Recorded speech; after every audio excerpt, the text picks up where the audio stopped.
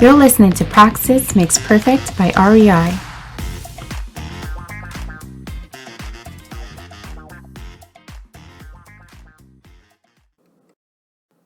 Now, while most of us here in the team were there for the flag unfurling, Miriam was actually away. So that was it, Miriam. That's what you missed. You traded very for beautiful scenery at Cape Breton. What can I say? Was it worth it? I'm so sad that I missed it. I'm so sad I missed the ice cream, but I'm very happy that I got to eat an entire lobster. Lobster? Well, then it was probably worth it. At the event, we also met a lot of new students, freshmen, and some of them were very candid and confessed that it was their very first Pride event ever.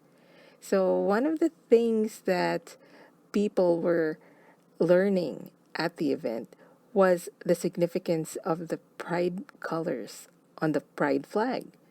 And if you've noticed, the Pride flag looks a little bit different. And it's been this way, there's been some changes in the last couple of years. And at the event, we caught up with Dirk Rodricks, Director of Student Engagement, who provided us with an excellent background of the Pride flag. First, the evolution of the Pride flag, the additional colors. But Dirk also talks about what the flag symbolizes and the reason for the flag unfurling.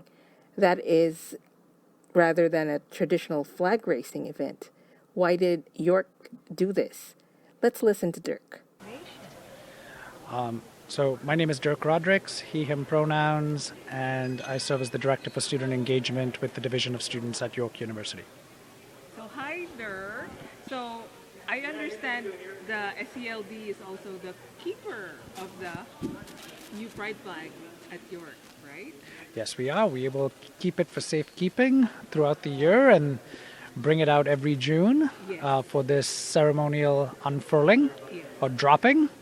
And it's an exciting time to be able to do this in person. So, starting in 2018, people might have noted that additional colors were added to the red, orange, yellow, blue, and purple striped rainbow flag. So, these additional colors were...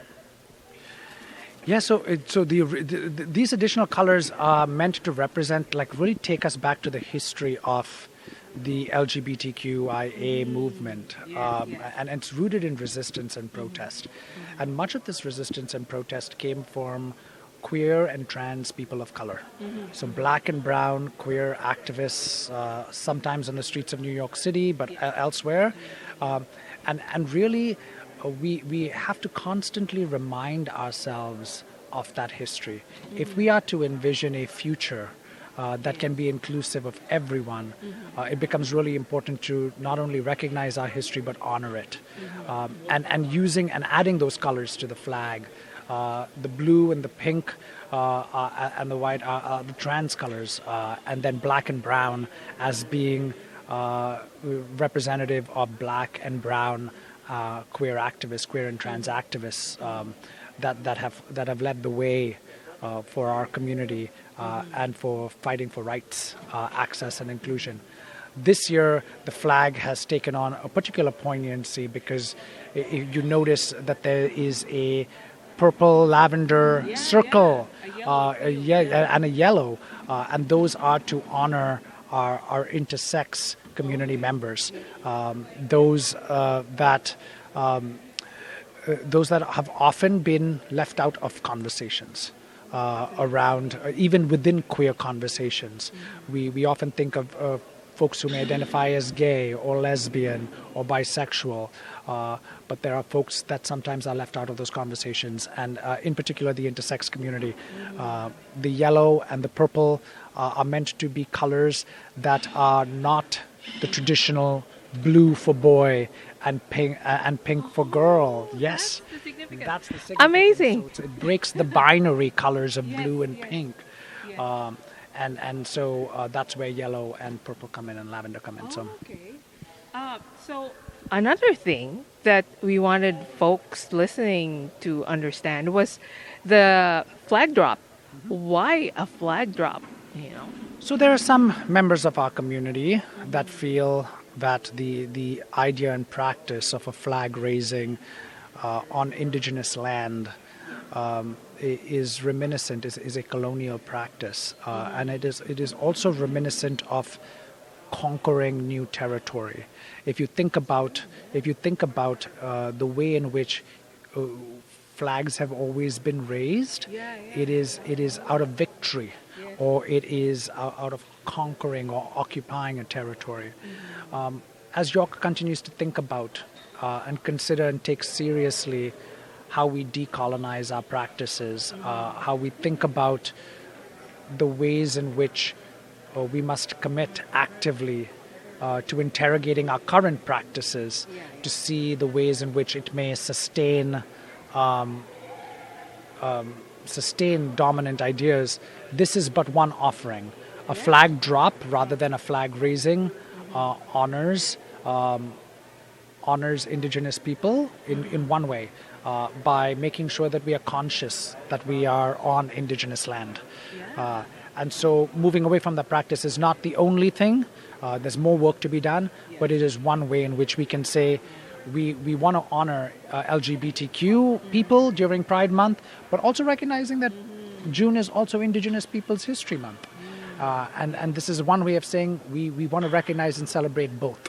By honoring what the practice might look like and feel like, but also recognizing that we want to celebrate pride and celebrate our LGBTQIA2 spirited community. So. Thank you so much. As Dirk mentioned, the practice of the flag drop or the flag unfurling for Pride started in 2019. But could you tell us a little bit more about those events that led to that practice, Lisa?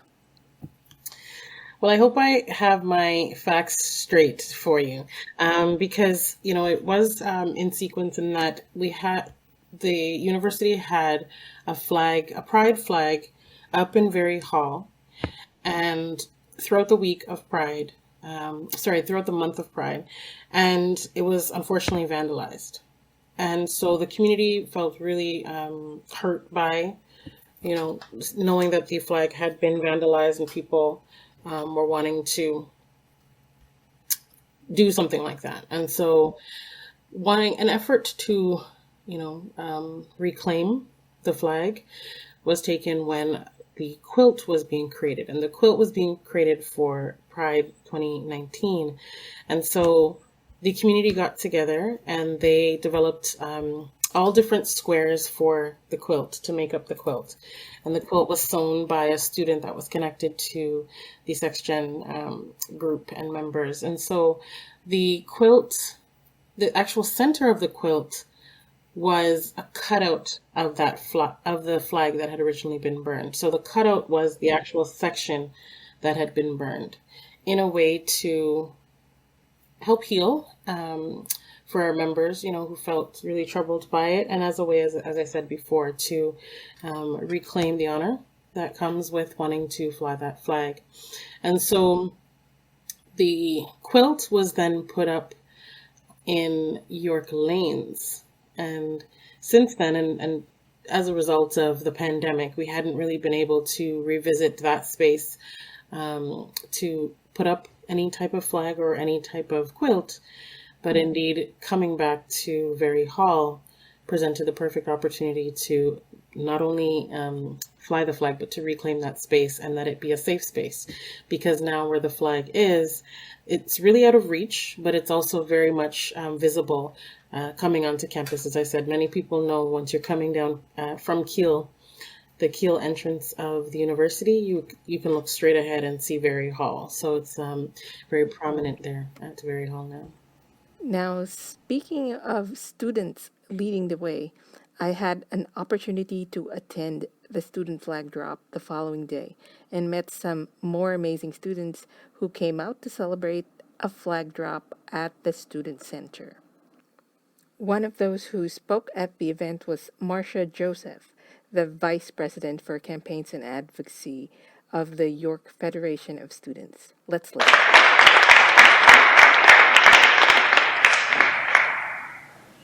Hi folks, my name is Marsha. I am the Vice President of Campaigns and Advocacy for this school year. Pleasure to be with you all today.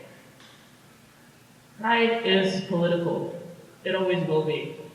In recent years, this political nature has been muddled by the very institutions who are the forces that work to oppress the queer community. The commercialization, militarization, and depoliticization of pride are issues that take away from the important history of what pride is. Pride Month is dedicated to the uplifting of 2S LGBTQIA+ voices, the celebration of culture and the support of queer rights.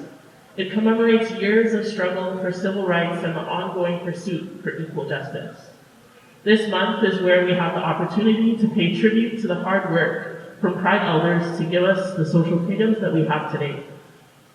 From the Stonewall riots and the ongoing police resistance within queer communities, to removing transgender from being designated as a mental disorder, the fight for queer liberation continues to break institutionalized homophobic barriers. While many people associate June with just Pride, it is also National Indigenous History Month, which is often overlooked.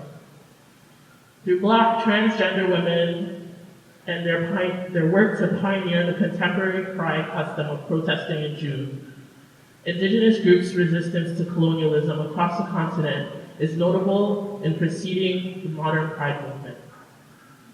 Since time immemorial, Indigenous peoples on Turtle Island have recognized fluid conceptions of gender and sexuality, and for many, the struggle for their rights and freedoms has been historically and inextricably linked to the struggle for the rights and freedoms of Two-Spirit peoples.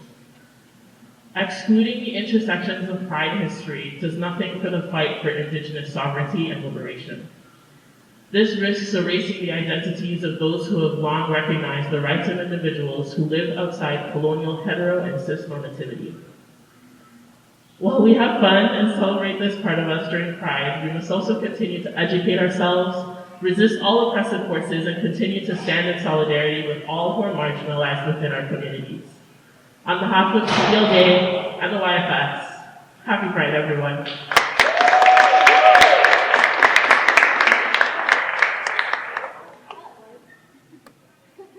I think Marsha did an amazing job by highlighting the history of Pride, which is rooted in activism and resistance. So, of course, Kiel campus was not the only place Pride was kicked off and celebrated. In fact, the following week, Miriam was back. Yay! We headed to the beautiful green campus that is Glendon. Now, Miriam, set it up for us. Tell us about the location, who were there, and what happened. Sure. The event at Glendon was so lovely. It was really led by students and student services at Glendon, which gave it a really nice focus. And it was right in the center of excellence, right when you walk into campus in that beautiful, well-lit space. It was pouring rain outside, which was not the best.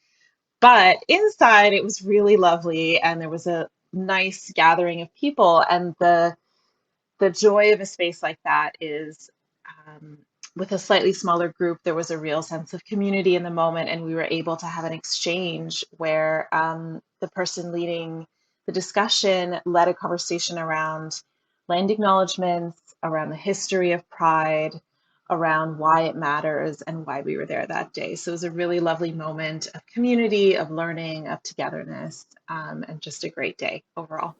It was my first time at Glendon, but it was raining. There was so much rain. But it was nice and cozy inside where the event was. So it was still a very successful event.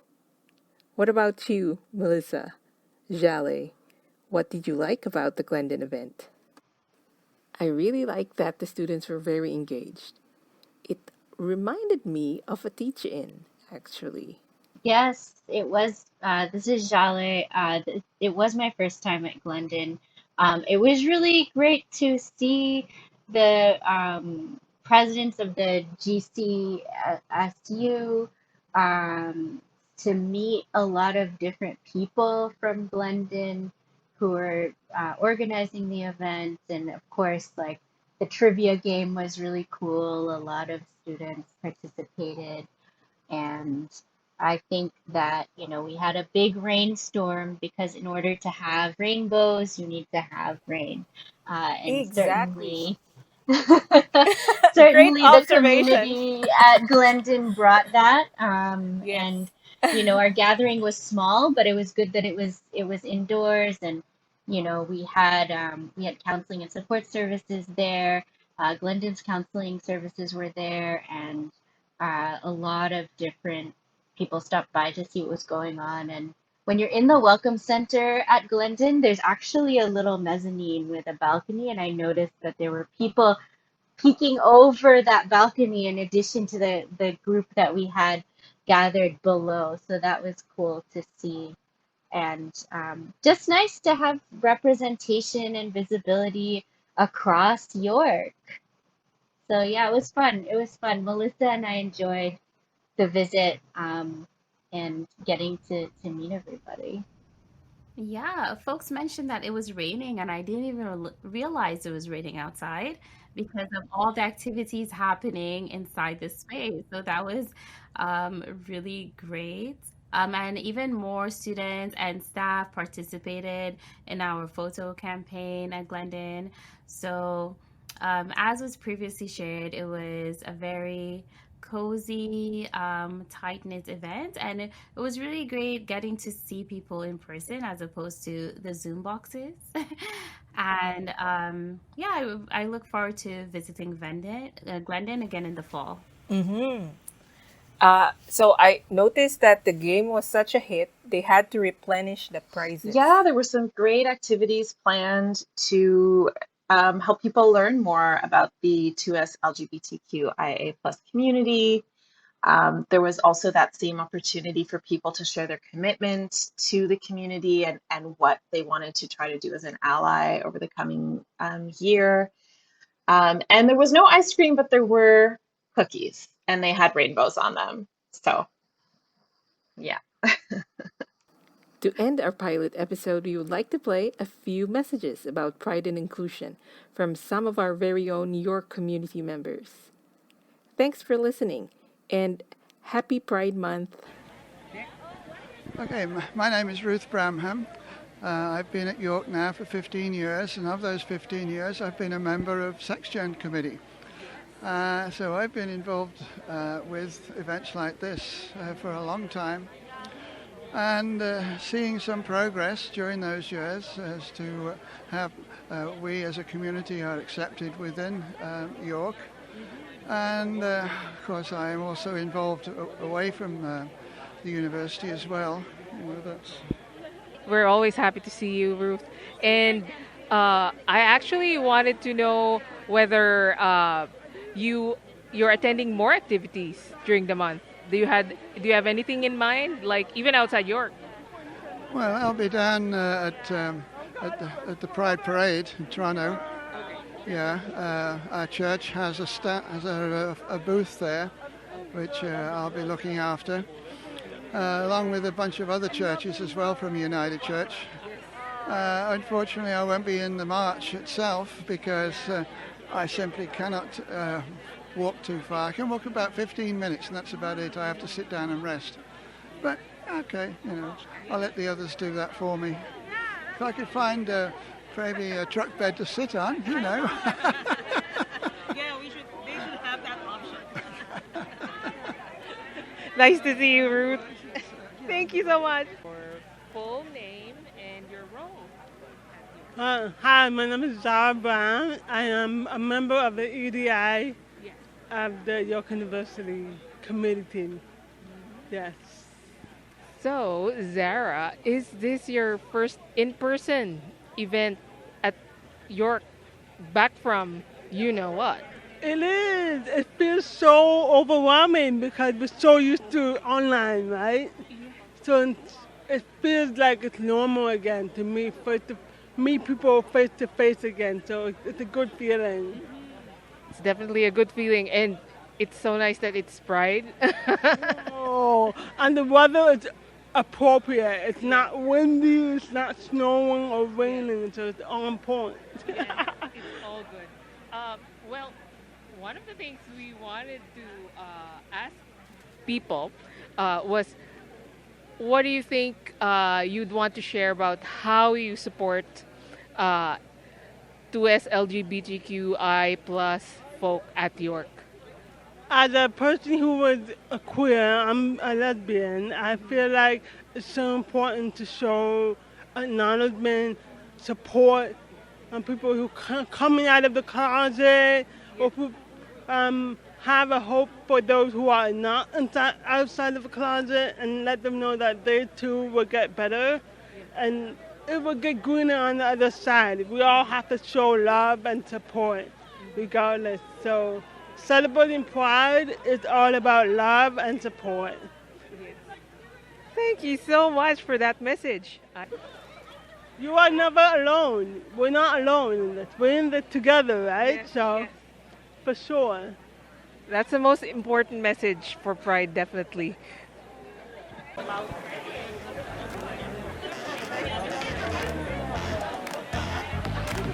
Hey, Dalia. Hi. Nice seeing